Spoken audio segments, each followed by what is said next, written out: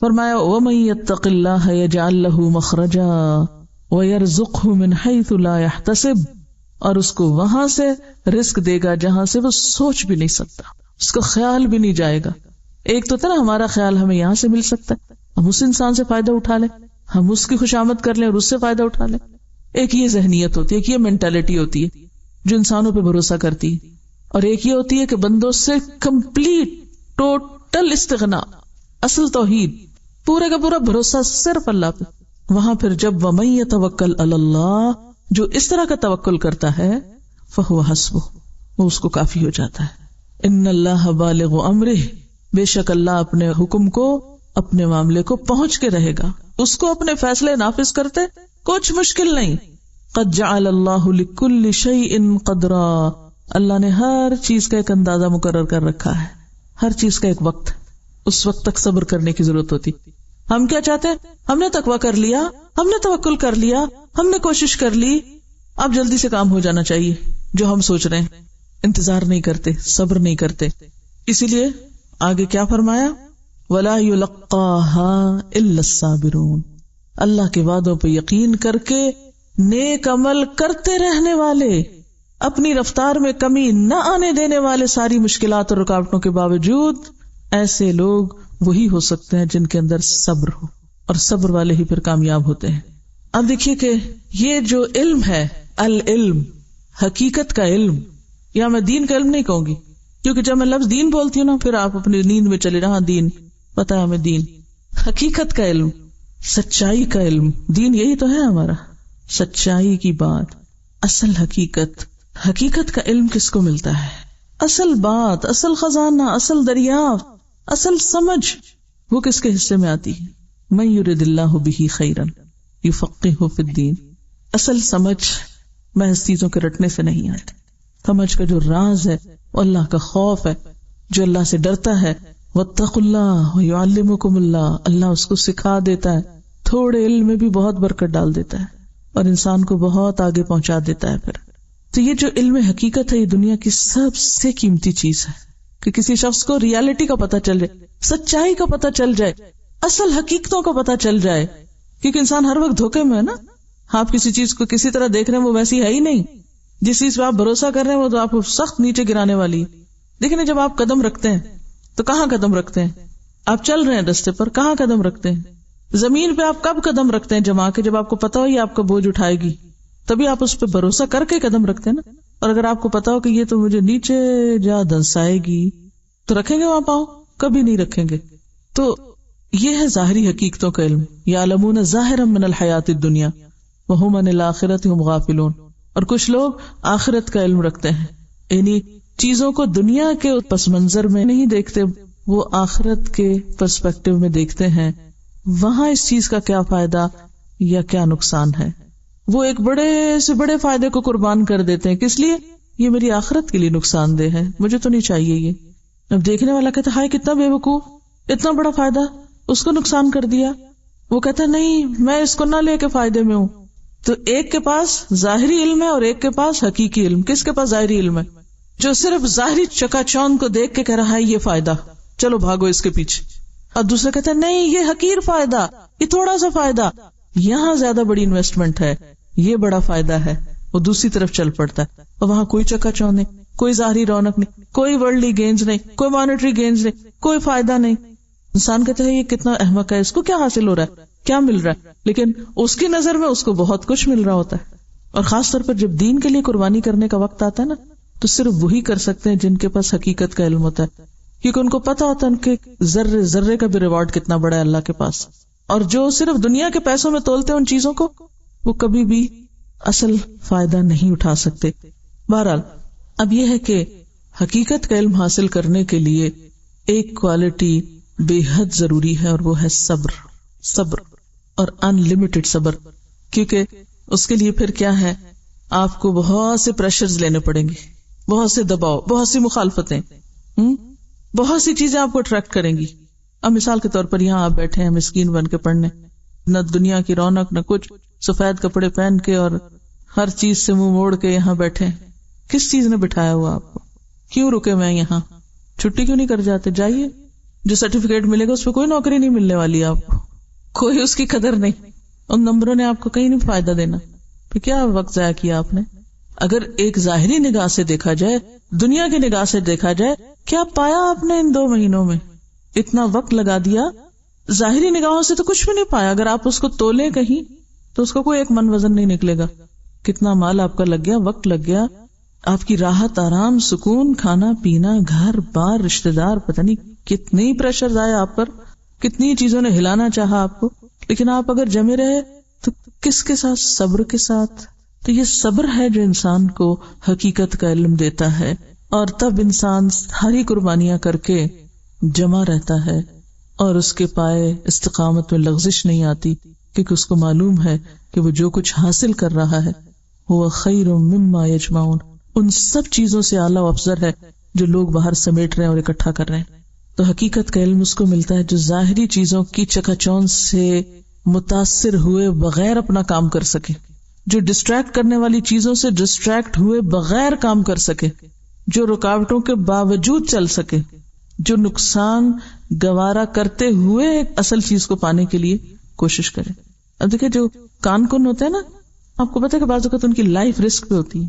Diverse سمندر کے اندر جا کے لائف رسک پہ ہوتی ہے، اڑنے والے بہت سے رسک پہ، ماؤنٹینئرس رسک پہ.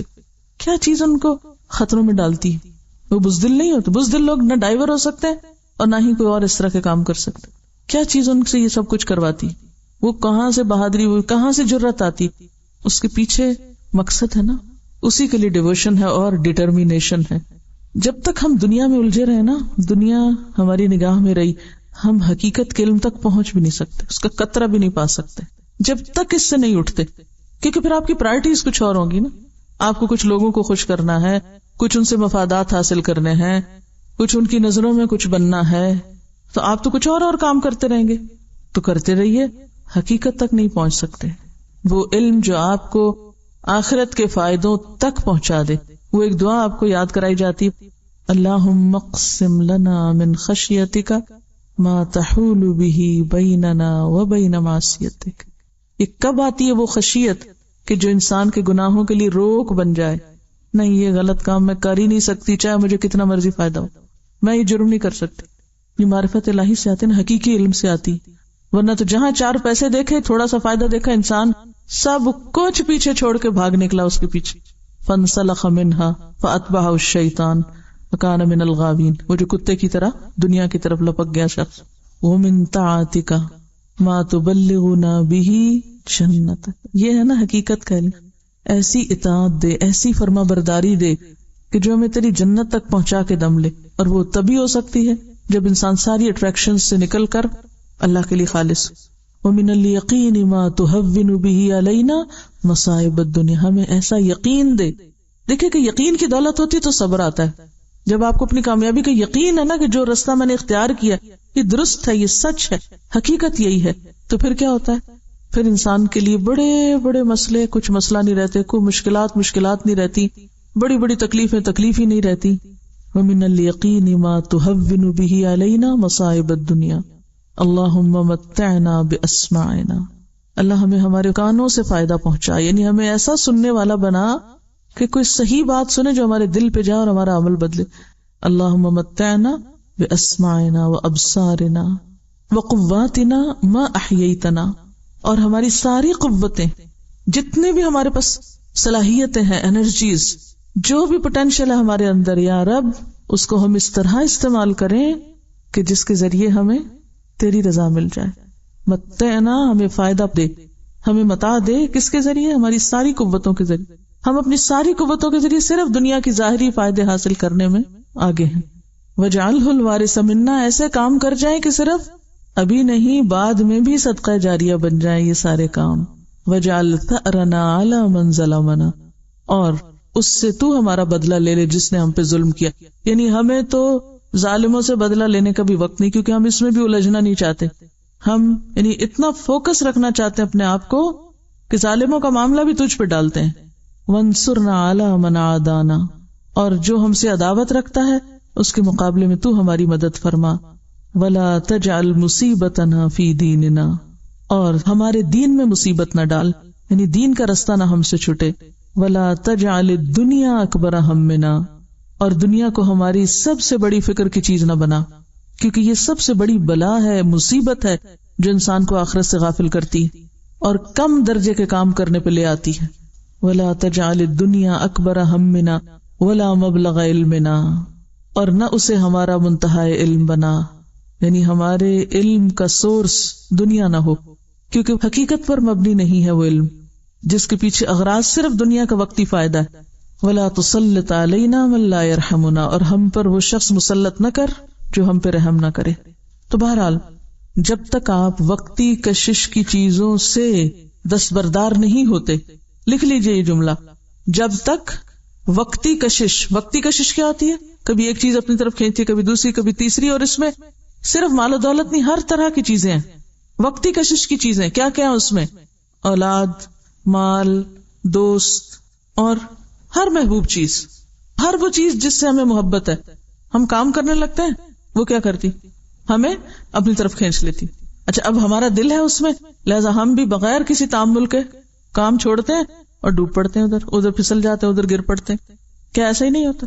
ہم جو بہت سے کام نہیں کر پاتے، کیوں نہیں کر پاتے؟ کبھی اس کی محبت پاؤں پکڑے ہوئے یا کبھی اس کی محبت پاؤں پکڑے ہوئے، کبھی انسانوں کی محبت، کبھی دولت کی، کبھی کسی اور چیز کی. لہٰذا جو ہم زندگی میں منصوبے بناتے ہیں، ارادے کرتے ہیں، ان کو کبھی پورا نہیں کر سکتے، کیونکہ ایسے لوگ کر سکتے ہی نہیں. حقیقت کا علم پانے کے لیے، آخرت کمانے کے لیے، آخرت تک جانے کے لیے جب تک وقتی اور ظاہری کشش کی چیزوں سے اوپر نہیں اٹھیں گے، منزل نہیں پا سکیں گے. کیونکہ چھوٹی چھوٹی چیزیں ہم اپنی طرف ایسے کھینچ لیتی ہیں، ہاں اس میں بڑا فائدہ ہے، چلو یہ کام کر لیتے، اس سے یہ مل جائے گا، چلو ادھر چل پڑتے، اس سے یہ حاصل ہو جائے گا، ادھر چلتے ہیں. یعنی ہر تھوڑی دیر کے بعد اپنے جو موٹیوز ہیں یا اپنے جو ٹارگٹس ہیں یا جو اپنے مقاصد ہیں ان کو بھول جانا، اور کبھی ایک چیز پہ گر پڑنا اور کبھی دوسرے پہ گر پڑنا. دنیا کی رونقوں، دنیا کی مشکلات سے ڈسٹریکٹ ہونا انسان کو منزل سے دور کر دیتا ہے اور حقیقت سے بھی دور کر دیتا ہے. اب دیکھیے کہ دنیا کے اٹریکشن سے اوپر اٹھنا صبر کا مشکل ترین مرحلہ ہے، مشکل ترین صبر ہے. رونقوں کو چھوڑ کر بے رونق چیزوں کو اختیار کرنا، شہرت کو چھوڑ کر گمنامی اختیار کرنا، وقتی فائدوں کو چھوڑ کر بڑے فائدے پر نظر رکھنا، ظاہری نظر آنے والی چیزوں سے پیچھے جا کر اصل کو دیکھ لینا، اس دنیا میں رہتے ہوئے جنت کی خوشبو پا لینا، یہ کون کر سکتا ہے؟ صرف وہی جو انتہائی صبر کرنے والا ہو، سخت صبر کرنے والا.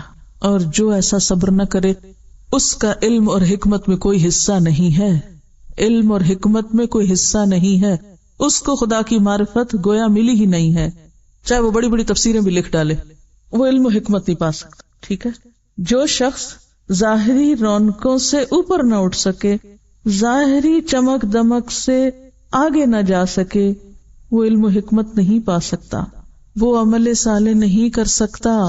یہ صرف صبر والوں کا کام ہے. اب آپ اگر اس وقت ساتھ ساتھ محدثین کی تاریخ پڑھ رہے ہوتے نا، کچھ کام کرنے والوں کے پیچھے کے حالات اور واقعات پڑھے، تو پھر آپ کو یہ باتیں عمل سے سمجھ میں آتی. صحابہ کرام کے اندر اگر ایک جوہر ہے تو وہ یہی کہ انہوں نے ظاہری رونقوں کے پیچھے اپنا منزل اور اپنا مقام رکھا. دنیا تو جانی والی چیز تھی، چلی گئی ان سے، لیکن وہ جو بلند منزلیں ان کو وہاں ملی، اور سب سے بڑا سرٹیفکیٹ رضی اللہ عنہم ورضوا عنہ، اصل لے کر چلے گئے. اور یہ عام لوگوں کے بس کی بات نہیں. دنیا سے چپکے ہوئے نا، اب جو زمین سے چپک جائے وہ اڑ سکتا؟ زمین سے چپکا ہوا اڑ نہیں سکتا. تو جو شخص دنیا سے چپکا ہوا ہو اسے علم و حکمت ملے گی، اس کو نہیں مل سکتی، اسے سمجھ بھی نہیں آ سکتی یہ باتیں، وہ پھر دو چاری کے چکر میں ہوگا. اب کیا ہوا؟ فخسفنا به وبداره الارض، اس کو اور اس کے گھر کو زمین میں دھسا دیا. فما كان له من فئة ينصرونه من دون الله، تو اس کا اللہ کے سوا کوئی بھی ایسا مددگار نہ تھا جو اس کے کام آتا. وما كان من المنتصرین، اور اس کی مدد ہونی بھی نہیں تھی. اصل بات یہ کہ دنیا کا رزق جو ہے نا انسان کے لیے امتحان ہے. یہ اللہ کا فیصلہ ہے، جس کو چاہے زیادہ دے، جس کو چاہے کم دے. تو ہونا کیا چاہیے؟ کم ملے تو صبر کریں، زیادہ ملے شکر کریں، اسی راستے سے کامیابی ہو سکتی ہے. اور اگر زیادہ ملے اور فخر کریں اور کم ملے تو شکوے کریں تو پھر یہ انتہا درجے کی حماقت. اب کیا ہوا؟ وَأَصْبَحَ الَّذِينَ تَمَنَّوْا مَكَانَهُ بِالْأَمْسِ، تو وہ لوگ جو کل تک اس کے مقام کی تمنا کر رہے تھے، کاش ہمیں بھی وہ ملتا جو قارون کو ملا. یقولون، اب ان کو سمجھ آ گئی، کہنے لگے وَيْكَأَنَّ اللَّهَ يَبْسُطُ الرِّزْقَ لِمَن يَشَاءُ مِنْ عِبَادِهِ وَيَقْدِرُ. کہ اصل بات یہ ہے جو ہم بھول گئے تھے کہ اللہ اپنے بندوں میں سے جس کا رزق چاہتا ہے کشادہ کرتا ہے اور جسے چاہتا ہے نپا تلا دیتا ہے. یعنی اگر ہمارے کسی بہن بھائی کو یا رشتے دار کو یا آس پاس کے لوگوں کو ہم سے کہیں زیادہ مل گیا تو کیا ہوا، یہ اللہ کا فیصلہ ہے. آپ بھی خوش ہوں اس پر کہ اللہ نے اس کے حق میں نعمت رکھی، نہ کہ حسد اور اپنے آپ کو دیکھ کر پھر رونا دھونا. کیا حکم دیا گیا ہے کہ دنیا کے معاملے میں کس کو دیکھو؟ چھوٹے کو دیکھو، شکر پیدا ہوگا، اور دین کے معاملے میں اپنے اوپر والوں کو دیکھو تو عمل کی قوت آئے گی. وَأَصْبَحَ الَّذِينَ تَمَنَّوْا مَكَانَهُ بِالْأَمْسِ يَقُولُونَ وَيْكَأَنَّ اللَّهَ يَبْسُطُ الرِّزْقَ لِمَن يَشَاءُ مِنْ عِبَادِهِ وَيَقْدِرُ لَوْلَا أَمَّنَّ اللَّهُ عَلَيْنَا لَخَسَفَ بِنَا. اگر اللہ ہم پر احسان نہ کرتا تو ہمیں بھی دھنسا دیتا، کیونکہ ہم بھی تو وہی بننا چاہ رہے تھے. یہ تو اللہ کا احسان ہے کہ اس نے ہمیں بچا لیا. وَيَكَأَنَّهُ لَا يُفْلِحُ الْكَافِرُونَ. اب سمجھ آ گئی کہ افسوس ہمیں یاد نہ رہا کہ کافر فلاح نہیں پاتے. تلک الدار الآخرہ، یہ آخرت کا گھر، نجعلها للذین، یہ تو ہم نے ان لوگوں کے لیے بنایا ہے، لا یریدون علوا فی الارض، جو زمین میں بڑا نہیں بن کے رہنا چاہتے، جو زمین میں علو نہیں چاہتے. ہم میں سے ہر ایک اپنے آپ کو پرکھ کے دیکھے کہ ہم کیا چاہتے ہیں. کہیں ایسا تو نہیں کہ یہ جذبہ کہیں ہمارے اندر دور کنارے چھپا ہوا ہو جس کو ہم خود بھی ڈسکور نہ کر پائے ہوں، اور یہی خدا نخواستہ رکاوٹ نہ بن جائے آخرت کی کامیابی کے راستے میں. تلک الدار الآخرہ، یہ آخرت کا گھر، نجعلها للذین، ہم ان لوگوں کے لیے اس کو بناتے ہیں، لا یریدون علوا فی الارض ولا فسادا، جو دو باتوں سے پرہیز کرتے ہیں، ایک بڑا بننے کی خواہش نہیں ہوتی ان میں، اور دوسرا فساد نہیں کرتے. تو جنت کی آبادی یا جنت میں بسنے والے لوگوں کے اندر دو بنیادی کوالٹیز کا ہونا ضروری ہے، جن کے سینے ذاتی بڑائی کے احساس سے خالی ہوں کہ میں بڑی چیز ہوں. اس چیز کو اندر سے نکالنا پڑے گا، اور یہ صرف اس وقت ہوتی ہے جب ہم لوگوں کی خوبیوں پر نظر رکھیں.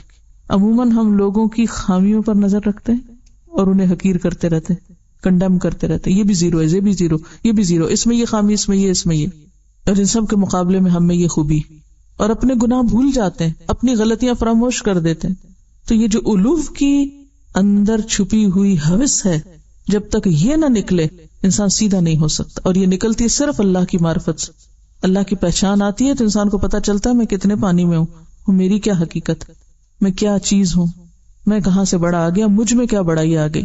اور دوسری چیز ولا فسادا، نہ فساد کرتے ہیں. اور یہ جو فساد ہے یہ بھی کس کے نتیجے میں آتا ہے؟ علو کی خواہش کے نتیجے میں آتا ہے. تکبر کی وجہ سے فساد ہوتا ہے، کیونکہ ایک شخص خود کو بڑا منوانا چاہتا ہے، بڑا بننا چاہتا ہے، اور جب تک آپ کے اندر بڑا بنتے رہنے کی خواہش ہے آپ بگاڑ ہی بگاڑ کرتے رہیں گے، چاہے وہ اصلاح کے نام پر ہو. آپ دیکھیے کہ ہمیں سے کوئی یہ نہیں کہتا میں چاند سے بڑا ہوں، کوئی کہتا ہے میں سورج سے بڑا ہوں، کوئی کہتا ہے میں پہاڑوں سے بڑا ہوں. تو بڑا بننے سے مراد کیا ہے پھر؟ ہاں، انسانوں پہ بڑا بننے کی خواہش کہ میں انسانوں کے مقابلے میں بڑا ہوں، میں اس کے مقابلے میں بڑا، میں اس کے مقابلے میں بڑا. تو انسان کی کمزوری کیا ہے؟ یہ انسان کے اندر یہ جو بڑا بننے کی وہ چھپی ہوئی چور سی چیز ہے اندر، وہ دراصل دوسرے انسانوں کے مقابلے پر ہوتی ہے. اسی کی وجہ سے پھر انسان دوسروں کے حق مارتا ہے، دوسروں سے زیادتی کرتا ہے، ان کی غیبت کرتا ہے، ان کے ساتھ غصہ کرتا ہے، ان سے شکوے شکایات کرتا ہے، ان کو برا بلا کہتا ہے، ان پہ بڑبڑاتا ہے.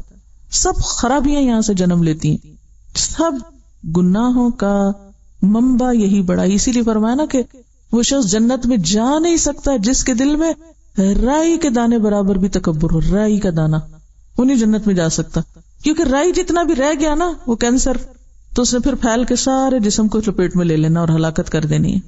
اینڈ ریزلٹ پھر وہی ہوگا، اتنا بھی چھٹ گیا باقی. تو جب تک پوری طرح ایلیمنیٹ نہیں ہوتا یہ جذبہ، اس وقت تک اصلاح نہیں ہو سکتی، نہ اپنی اور نہ دوسروں کی. وہ اصلاح کے نام پر بھی فساد کرتا رہے گا. اچھا، اس کا کیسے پتا چلتا ہے کہ ہمارے اندر بڑا بننے کی خواہش ہے کہ نہیں؟ تھوڑا سا سوچئے، جب کوئی آپ پہ تنقید کرتا ہے آپ کا کیا حال ہوتا ہے؟ اگر کوئی آپ کی بات کاٹ دے تو آپ کا کیا ری ایکشن ہوتا ہے؟ اگر کوئی آپ کو اہمیت نہ دے، بعض اوقات ایسا ہوتا ہے ہم دوسروں کی نگاہ میں اہمیت چاہتے ہیں ہمیں مانا جائے. کسی نے نہیں مانا آپ کو تو کیا ری ایکشن ہوتا ہے؟ کہاں کھڑے ہوتے ہیں پھر آپ کا اخلاق کہاں ہوتا ہے؟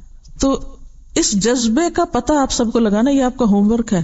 اور ہوم ورک سے مراد آج سے کل کے دن تک نہیں ہے، یہ آئندہ زندگی کا ہوم ورک ہے. یہ آپ کی اسائنمنٹ ہے فار ایور، مرتے دم تک، کہ آپ نے اپنے اندر کے چھپے ہوئے اس چور کا پتہ لگانا کہ یہ کہاں ہے. اور یہ پتہ کہاں چلے گا؟ جب آپ لوگوں کے بیچ میں ہوں گے، معاملہ کر رہے ہوں گے، جب آپ پہ تنقید ہوگی تو آپ کیا کر رہے ہیں، جب آپ کی مخالفت ہوگی تو آپ کیا کر رہے ہیں، جب آپ کو نظر انداز کیا جائے، نظر انداز، تو آپ کیا کریں گے، جب آپ کو پیچھے کر دیا جائے تو آپ کیا کریں گے، جب آپ کو اہمیت نہ دی جائے، جب آپ کو پوچھا نہ جائے تو پھر آپ کیا کریں گے. پھر پتہ چلے گا کہ اندر بڑا بننے کی خواہش ہے یا نہیں. کسی کی زبان یا قلم یا انداز یا رویہ یا روش، کسی بھی چیز سے جب احساس برتری کو ٹھیس پہنچے، تو پھر آپ سمجھ لیجئے کہ یہاں معاملہ کچھ گڑبڑ ہے. دیکھیے، جب تک بندوں سے بے نیاز نہیں ہوتے نا، ان کی محبتوں سے، ان کی نفرتوں سے، ان کی تعریفوں سے، ان کی تنقیدوں سے، ان کے شکریہ سے، ان کی جزا سے، ان کے بدلے سے، ان کی طرف سے ملنے والے فائدوں سے جب تک بے نیاز نہیں ہوتے اور جب تک ایک اللہ کو نہیں پکڑتے ہر چیز میں، تو آپ اس مشکل سے نہیں نکل سکتے. کوئی کچھ کہہ دے تو انسان کو سوچنا چاہیے کہ پتہ نہیں میں تو اور بھی کتنا خراب ہوں، چلو شکر ہے اس نے اتنی بھی میری طرف توجہ دلائی، فوراً استغفار کرے. اچھا، عام طور پہ ہم کیا کرتے؟ فوراً جواز تلاش کرنے لگتے، فوراً جواب ڈھونڈنے لگتے، فوراً صفائی پیش کرنا شروع کر دیتے. بہت سے لوگوں کی اگر عام گفتگو کا جائزہ لیا جائے تو وہ صرف اپنے اعمال کی صفائی پیش کر رہے ہوتے ہیں، صرف عذر کر رہے ہوتے ہیں، صرف وجوہات بتا رہے ہوتے ہیں، یہ میں نے اس لیے نہیں کیا، یہ میں نے اس لیے نہیں کیا، یہ میرا یہ مقصد نہیں تھا، یہ میرا وہ وجہ نہیں تھی. یہ کیا چیز ہے؟ یہ کس قسم کی گفتگو ہے؟ کچھ اور ہے نا پیچھے جو آپ اپنی صفائی اور اپنی بڑائی بیان کیے چلے جا رہے ہیں. بھی خاموش ہو جائیں. اگر آپ سچے ہیں اللہ آپ کو سچا کر دے گا. آپ کو وہ واقعہ یاد ہوگا کہ غزوہ خیبر کے موقع پر جب آپ صلی اللہ علیہ وسلم نے غنائم تقسیم کیے تو ایک صحابی موجود نہیں تھے، آپ نے ان کا حصہ رکھ دیا. جب وہ آئے تو آپ نے ان کا حصہ ان کو دیا. رو پڑے، کہنے لگے اللہ کے رسول صلی اللہ علیہ وسلم، میں اس لیے تو یہاں نہیں آیا تھا، میں یہ لینے تو نہیں آیا تھا، میں اللہ کی راہ میں جہاد کرنے آیا ہوں، میں اس چیز کے لیے نہیں آیا تھا، میں تو شہادت کے لیے آیا تھا. گلے کی طرف اشارہ کیا، میں شہادت کے لیے آیا تھا. آپ نے فرمایا اگر تم اپنی بات میں سچے ہو تو اللہ تمہاری بات سچی کر دے گا. جو تم چاہتے ہو اللہ وہی تم کو دے گا، کیونکہ اللہ تو بندوں سے نیت کے ساتھ معاملہ کرتا ہے نا. جس نیت کے ساتھ تم آئے ہو وہ تمہاری نیت پوری کر دے گا. اور واقعی ایسا ہوا. اگلے سال وہ غزوے میں شریک ہوا اور اس کے گلے میں تیر لگا. جہاں اشارہ کیا تھا اس نے کہ یا رسول اللہ میں مال کے لیے نہیں آیا تھا، میں تو اپنی جان دینے آیا تھا اللہ کے راستے میں، مجھے تو اپنا رب چاہیے تھا، مجھے یہ چیزیں نہیں چاہیے تھی. تو آپ صلی اللہ علیہ وسلم کو جو خبر ہوئی تو آپ نے فرمایا اللہ نے اس کی بات سچی کر دی کیونکہ وہ سچا تھا. قرآن میں گواہی آتی رجال صدقوا ما عہد اللہ علیہ، اللہ گواہی دیتا ہے ایسے لوگوں کی. رجال صدقوا ما عہد اللہ علیہ، اللہ سے جو وعدے انہوں نے کیے تو سچے کر دکھائے، ان کی نیتیں سچی تھیں، اللہ نے ان کو وہی دیا. جو جس چیز کو چاہتا ہے نا اللہ اس کو وہی دے دیتا ہے. جو بندوں کی توجہ چاہتا ہے، جو بندوں سے تعریف چاہتا ہے، جو بندوں سے صلہ اور بدلہ چاہتا ہے، جو بندوں سے جزا چاہتا ہے، اللہ اس کو اتنی وہی دے دیتا ہے. یہ حقیر چاہیے لے جاؤ اور راضی رہو اسی پر، اور وہ بڑا نہیں ہے تمہارے لیے، اس سے آگے نہیں ہے. تو ہم سب کو سب سے پہلے تو اپنے ساتھ سچا ہونے کی ضرورت ہے، اپنے آپ کو خود دیکھنے کی ضرورت ہے، پھر اللہ کے ساتھ سچا ہونے کی ضرورت ہے. یاد رکھیے جب اللہ کے ساتھ سچا ہونے کی بات ہوگی اللہ ضرور امتحان میں ڈالے گا، ضرور ڈالے گا. یہ ہو نہیں سکتا کہ کوئی امتحان میں ڈالے بغیر اس کی سچائی باہر آئے، کیونکہ کھرا کھوٹا کیسے پگھلتا ہے، کیسے نکلتا ہے، کھرا کھوٹا کیسے سامنے آتا ہے، کیسے الگ ہوتا ہے. بھٹی پہ تپایا جائے تو پھر پتا چلتا ہے نا کون کھرا اور کون کھوٹا ہے. آزمائش کے بغیر تو کسی کا بھی درجہ اوپر نہیں ہوتا. تو ایک شخص جو اللہ کی خاطر نکلا ہو، اللہ کے دین سیکھنے کے لیے، اللہ کا دین سکھانے کے لیے، اس سے کوئی فرق نہیں پڑتا کہ کوئی اس کی تعریف کر رہا ہے، کوئی اس پہ تنقید کر رہا ہے، کوئی اسے شکریہ ادا کر رہا ہے یا نہیں، کوئی اس کو عزت دے رہا ہے یا نہیں، اس کو کچھ مل رہا ہے یا نہیں، کوئی فرق نہیں پڑتا. میں اس لیے تو نہیں آیا. جب اس کو کوئی سیٹ بیک ہوتا ہے، کوئی نقصان ہوتا ہے، کوئی اس کی ایکسپیکٹیشن ٹوٹتی ہے تو فوراً کیا کہتا ہے، میں اس لیے تو نہیں آیا تھا، میں اس لیے تو نہیں نکلا، میں اس لیے تو نہیں چلا، میں اس حقیر دنیا کے لیے تو نہیں آیا، مجھے کچھ اور چاہیے. وہ تو پھر دنیا کی طرف سے ملنے والے فائدوں پر بھی آنسو بہاتا ہے کہ یہ کیا ہوا، یا رب اس لیے تھوڑی کیا تھا، مجھے تو چاہیے تھا.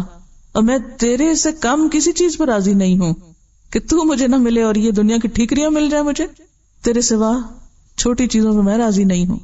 تو جب تک اس سے اوپر نہیں اٹھیں گے، لا یریدون علوا فی الارض ولا فسادا، اس وقت تک وہ حاصل نہیں ہو سکتی جس کا وعدہ ہے.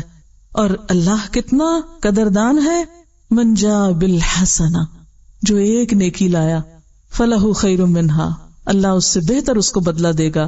ومن جاء بالسیئہ، اور جو برائی لایا، جس نے برائی کی، فلا یجزی الذین عملوا السیئات الا ما كانوا یعملون، تو وہ نہ بدلہ دیے جائیں گے ان برائیوں کو جو انہوں نے کیے مگر وہی جو وہ عمل کرتے رہے. آخرت کا گھر ان لوگوں کے لیے ہے جو زمین پر اپنی بڑائی نہیں چاہتے اور فساد نہیں کرتے. تو اپنی بڑائی کے بارے میں یا تکبر کے بارے میں چند ایک احادیث یاد دہانی کے لیے رسول اللہ صلی اللہ علیہ وسلم نے فرمایا، کیا میں تم کو اہل جنت کے بارے میں بتا دوں کہ جنت والے کون ہیں؟ یاد رکھو، ہر وہ ضعیف اور کمزور شخص جس کو لوگ حقیر اور ضعیف سمجھیں. جنت کے بادشاہ کون؟ اہل جنت کون؟ جسے لوگ کمزور اور ضعیف سمجھے، ناکارہ سمجھے. اگر وہ اللہ کی قسم کھا لے، اللہ اس کی قسم کو سچا کر دے، یعنی دنیا میں وہ بہت امپریسو نہیں ہے لیکن اللہ کے بڑے پیارے ہیں. یہاں اسے مراد وہ ضعیف نہیں جو نکمے ہیں، یا وہ لوگ جو بظاہر دنیاوی سٹیٹس نہیں رکھتے مگر ویسے اپنے ایمان تقوی میں آگے ہیں.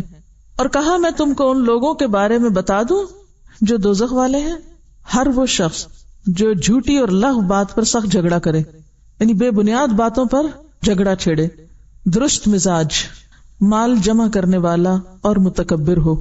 رسول اللہ صلی اللہ علیہ وسلم نے فرمایا، جس شخص کے دل میں رائی کے برابر بھی تکبر ہوگا وہ جنت میں نہ جائے گا.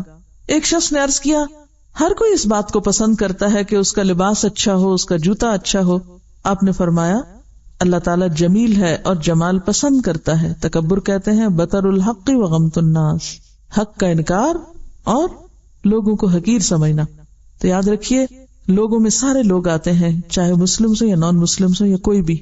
ہمیں اگر اپنے مسلمان ہونے پہ فخر ہے تو دوسروں تک اگر ہم نے پیغام ابھی تک نہیں پہنچایا اور وہ اسلام سے لابلد ہیں تو ان کو حقیر سمجھنے کا آپ کو حق کس نے دیا ہے؟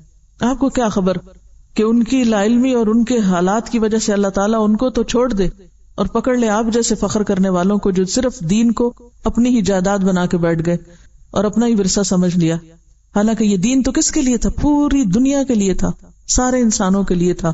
قصور بھی ہمارا کہ پہنچایا نہیں. پھر جو خود کے پاس ہے اس پہ فخر اور دوسروں کے پاس نہیں تو ان کو حقیر سمجھا جا رہا ہے. کوئی حق نہیں ہمیں کسی کو حقیر سمجھنے کا اور کوئی حق نہیں ہمیں فخر کرنے کا. اللہ ہی بہتر جانتا ہے کہ کون کہاں ہے.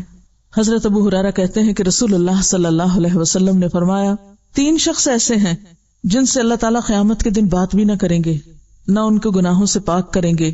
ایک تو بوڑھا زانی، دوسرے جھوٹا بادشاہ، تیسرے مفلس تکبر کرنے والا، یعنی غریب بھی اور متکبر بھی ہے بھی کچھ نہیں پاس، کوئی دے تو اس پہ اکڑ بھی.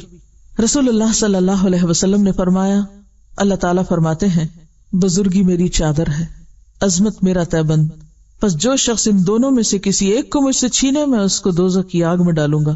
یعنی کسی کو بڑا بننے کا حق نہیں.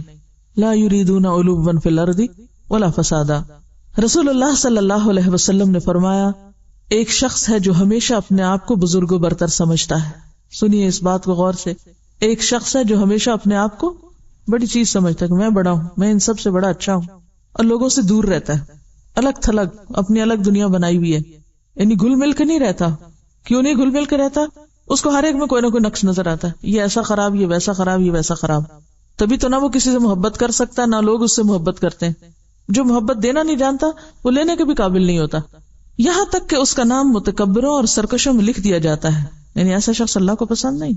پھر جو مصیبت دنیا اور آخرت میں سرکشوں پہ پڑتی ہے وہی اس کو پہنچتی ہے، اس کا بھی پر انجام انہی کے ساتھ ہوتا ہے. کبھی اپنے آپ کو دوسروں سے بہتر نہ سمجھے. کہیں کمپیریزن ہونے لگے اندر نفس میں، فوراً سوچے پتہ نہیں اس کے اندر کون سی خوبی ہے جو ظاہر نہیں مجھ پہ، کیونکہ میں تو جاہل ہوں نا. پتہ نہیں اس کے اندر کون سی ایسی بھلائی ہے، پتہ نہیں اس کی نیت کتنی خالص ہوگی، پتہ نہیں اس کے اندر کون سی اچھائی ہوگی.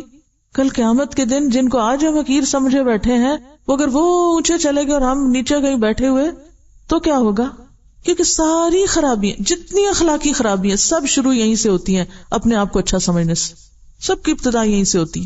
تو جہاں سمجھے، جہاں یہ نفس میں یہ فتنہ اٹھنے لگے میں بہتر ہوں، اور جس کے ساتھ خود کو کمپیئر کر رہے ہیں، فوراً سوچیں پتہ نہیں اس کے اندر کیا خوبی اور بھلائی ہوگی جو میرے اندر نہیں.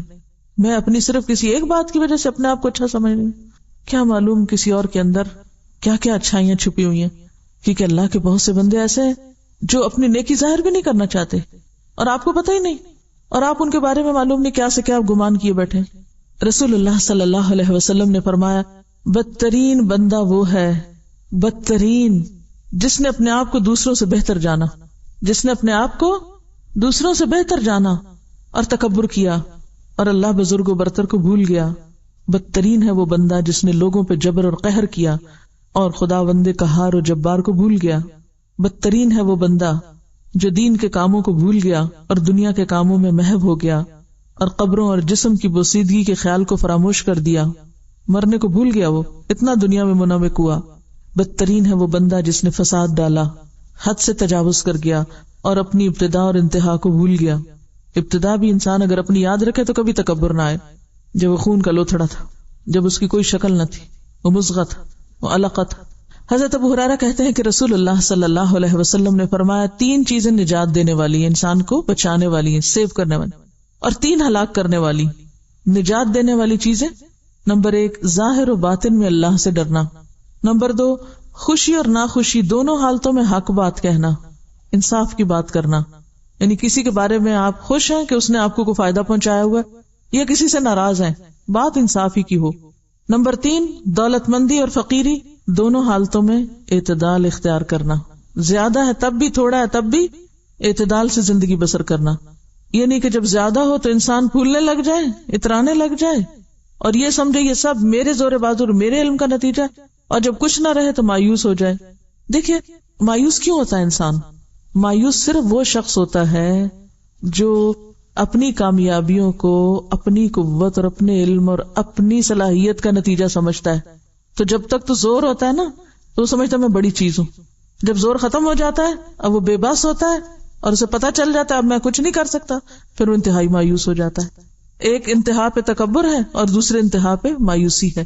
جو معتدل انسان ہوتا ہے نہ وہ پھولتا اور اتراتا ہے، نہ وہ خوشی میں آپے سے باہر ہوتا ہے اور نہ وہ غم میں آپے سے باہر ہوتا ہے. وہ مایوس بھی نہیں ہوتا، وہ آخری درجے تک اللہ کی رحمت سے امید رکھتا ہے کہ میرا رب مجھے تنہا نہیں کرے گا، میرا رب مجھے رسوا نہیں کرے گا، میرا رب میرے ساتھ ہے.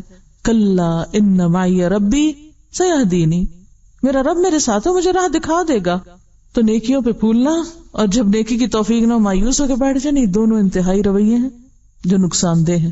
جو شخص ہمیشہ واقعی سچے دل سے ہی سمجھتا نا میرے پاس جو کچھ بھی ہے یہ میرے رب کا دیا ہوا، میرا نہیں ہے، تو جب وہ چیز نہیں بھی رہتی نا پھر بھی وہ کہتا ہے اللہ تیرا شکر، تو نے دیا. جیسے ایوب علیہ السلام، تو نے دیا تیرا شکر، تو نے لیا تیرا شکر. وہ جانے پہ کسی چیز کے ناراض نہیں ہوتا اپنے رب سے، وہ مایوس نہیں ہے، کہتا رب تو نے دیا تھا